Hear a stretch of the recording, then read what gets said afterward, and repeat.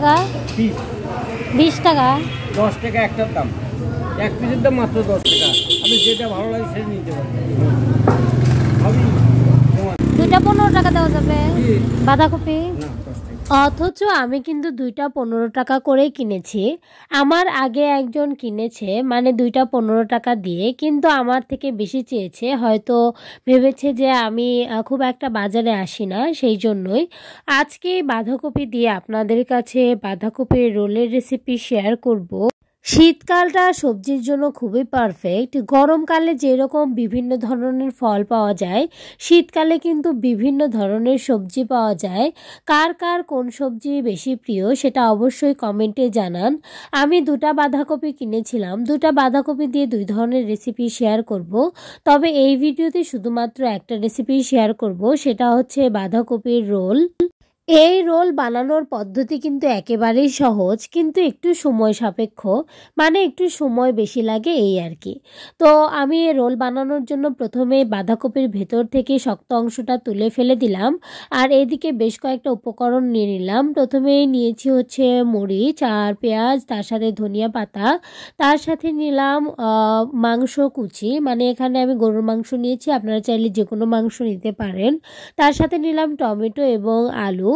আলু আর বাঁধাকপিটা আমি একটা কড়াইয়ে সিদ্ধ দিয়ে দিব, মানে রোল বানানোর জন্য বাঁধাকপিটা আমি পুরোটাই ওইভাবে সিদ্ধ দিব যাতে পাতাগুলো আমি খুলতে পারি। আলু যে কোনো আলু আপনারা নিতে পারেন, আমার কাছে ছোট আলু ছিল, আমি ছোট আলুই নিয়েছি, বড় আলু হলে আরও বেশি ভালো হয়।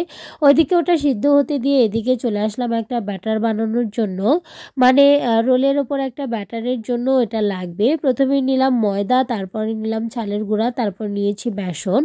এখানে কিন্তু পারফেক্ট কোনো মাপ নেই, আপনার ইচ্ছা মতো আপনি নিতে পারেন। এরপরে দিলাম লবণ, এরপরে দিলাম মরিচের গুঁড়া, হলুদের গুঁড়া, তার সাথে দিলাম একটু ধনিয়া আর হচ্ছে জিরার গুঁড়া, তার সাথে দিলাম একটু মশলা, মানে হচ্ছে এটা রাঁধুনি যে মশলাটা হয় সেটা, এবং দিয়েছি একটু গোলমরিচের গুঁড়া। সবগুলো শুকনো উপকরণ ভালো করে মিশিয়ে নিলাম। লাস্টে একটা ভেজা উপকরণ দিয়েছি, সেটা হচ্ছে আদা রসুন জিরা বাটা।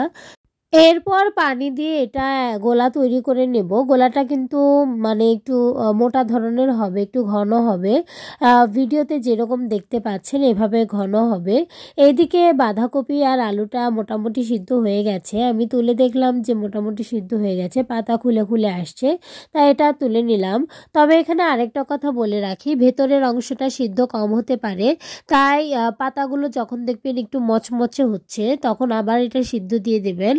মানে আমার ক্ষেত্রে তাই হয়েছিল, আমি উপর থেকে খুলে নিয়ে দেখি ভেতরের পাতাগুলো এখনও মচমচে আছে, তাই সবগুলো পাতা আমি আলাদা করে খুলে নিয়ে সেটা আবার ওই গরম পানির মধ্যে দিয়ে রেখেছিলাম, তারপরে এটা আরও নরম হয়ে গেছে। এরপর শক্ত অংশটাকে আমি ফেলে দিলাম। আপনারা চাইলে 4 কোনা করে কেটে নিতে পারেন, 4 কোনা করে কাটলে আমার কাছে অনেকটুকু নষ্ট হয়ে যায় এটা মনে হয়, এই কারণে আমি জাস্ট ওপরের অংশটুকু কেটে নিয়েছি। এইদিকে ভেতরে পুর দেওয়ার জন্য প্রথমেই তেলে দিয়ে দিলাম পেঁয়াজ মরিচ আর ধনিয়া, ভালো করে একটু মিশিয়ে অ্যাড করলাম হচ্ছে টমেটো কুচি, তারপর একটুখানি বাঁধাকপি আমি কুচি করে রেখেছিলাম সেটা দিয়ে দিলাম। বাঁধাকপির রোল বানাচ্ছি, ভেতরে বাঁধাকপির পুর না হলে কেমন হয়। এর সাথে দিয়ে দিলাম মাংস, গরুর মাংস নিয়েছি, আপনারা চাইলে যে কোনো মাংস নিতে পারেন। তার সাথে এবার মশলাগুলো অ্যাড করতে হবে, সবগুলো ভালো করে মিশিয়ে এবার দিয়ে দিলাম লবণ, লবণটা ছিটিয়ে দিয়ে দিলাম হলুদ। মরিচ কিন্তু আমি কাঁচা মরিচ ব্যবহার করেছি, তাই আর গুঁড়ো মরিচ দিইনি। এরপরে দিয়ে দিলাম একটু তেল, তারপরে এর মধ্যে দিব হচ্ছে ধনিয়ার গুঁড়া, দিব হচ্ছে জিরার গুঁড়া, আগে দিয়ে দিলাম আদা রসুন এবং জিরা বাটা, এর সাথে দিলাম হচ্ছে দারচিনি এবং এলাচ গুঁড়া, তার সাথে দিলাম ধনিয়া গুঁড়া, তারপর হচ্ছে জিরার গুঁড়া, যেটা আগে আমি বললাম অবশ্য সেগুলো দিয়ে দিলাম। এখানে অবশ্য মিষ্টি জিরার গুঁড়াটাও ইউজ করেছি, আপনারা চাইলে নাও করতে পারেন। সবগুলো উপকরণ মিশিয়ে একটুখানি পানি দিলাম, পানিটা চাইলে আপনারা নাও দিতে পারেন কারণ বাঁধাকপি আছে, বাঁধাকপি থেকে এমনিতে একটু পানি ছাড়ে। সবগুলো উপকরণ যখন এরকম হবে তখন এর মধ্যে আমি যেই আলুটা সিদ্ধ করে নিয়েছি সেই আলুটা দিয়ে দেব। পানিটা অনেকটুকু আছে, পানিটা আরেকটু শুকালে বেশি ভালো হবে। এরপরে আমি আলুটা অ্যাড করে দিলাম, আলুটা অ্যাড করে দেওয়ার পরে এই পানিটা অনেকটা কমে এসেছে। এটা একটু চটচটে ভাব হলে বেশি ভালো হয়, আমি একটু নরম নরম রেখেছি, তাহলে তাহলে সুবিধা হয় রোল বানাতে। তবে চটচটে হলে আরও বেশি ভালো হয়, মানে খেতে বেশি ভালো লাগে। আমি আরেকটু তেল দিয়ে ভালো করে এটা মিশিয়ে নিলাম এবং আরেকটু জাল দিয়ে এটার পানিটা বেশি করে কমিয়ে নিয়েছি। এরপর একটা প্লেটে আমি বাঁধাকপি রাখলাম এবং ভেতরের যে পুরটা সেটা দিলাম লম্বা করে। তারপর 2 সাইড থেকে ভাঁজ করে এটা রোলের মতো করে বানিয়ে নিলাম। রোল যেমন করে বানাই আর কি, এভাবে সবগুলোই আমি রোল বানিয়ে নিয়েছি।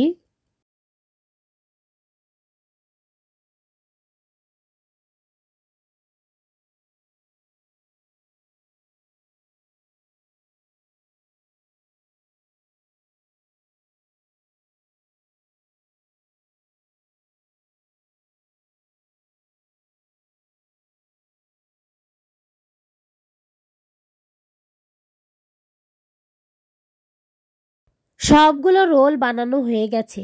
এই পর্যায়ে আপনারা রোলগুলো আবার সিদ্ধ করে নিতে পারেন, তাহলে খেতে বেশি ভালো লাগে। আমি বাঁধাকপি একটু শক্ত শক্তই পছন্দ করি, তাই আর সিদ্ধ করে নিই। তবে যারা নরম নরম পছন্দ করেন তারা কিন্তু অবশ্যই এই অবস্থায় আবার একটু ভাপে সিদ্ধ করে নেবেন। তাছাড়া কিন্তু ভেতরের অংশটা একটু শক্তই থাকে, কারণ প্রথম অবস্থায় আপনি কিন্তু বাঁধাকপি জাস্ট ভাপিয়ে নিয়েছেন, সেক্ষেত্রে কিন্তু বাঁধাকপি প্রপারলি সিদ্ধ হয়নি।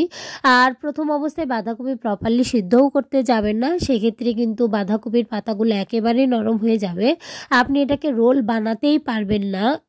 তাই রোল বানিয়ে নেওয়ার পর আবার একটু ভাপিয়ে নিলে ভালো হয়। এরপর ব্যাটারে ডুবিয়ে এগুলো আমি ভেজে নিলাম। আমি যে টিপসটার কথা বললাম এটা অবশ্যই মাথায় রাখবেন, তাছাড়া বাঁধাকপি বানানোর মানে রোলগুলো বানানোর পর আফসোস হবে যে কেন আবার ভাপিয়ে নিলাম না। যারা বাঁধাকপি কাঁচা খেতে পারেন না তারা অবশ্যই ভাপিয়ে নেবেন। ভিডিওটি দেখার জন্য ধন্যবাদ। লাইক